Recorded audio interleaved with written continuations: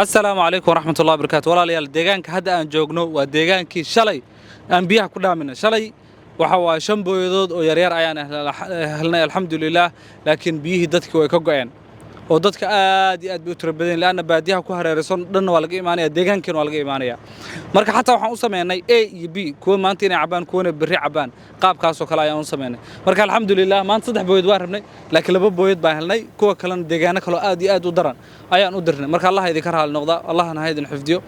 biyo dhaamiskooda insha Allah biidinillah deegaankan subax kaste saddex booyadood ayaan keenaynaa marka Allah idin ka raali noqda khayrka nagala qayb qaata runtii waxa waaye biyo la'aan aad iyo aad u baahsan ayaa deegaanadan ka jirta qof kasta waxa uu wado anaga la qayb qaato hal door 10 door waxa uu wado kala qayb qaado booyadaha halkan waxa ku keenan 450 waxa kala duwan hadba booyad kasta inta qaado konton qaado kale 450 ilaa 400 ku keenaysa 60 qaada 500 ku keenaysa marka insha Allah biidinillah khayrkaas naga la qayb qaato Allah khayrkiina ha badiyo assalamu alaykum warahmatullahi wabarakatuh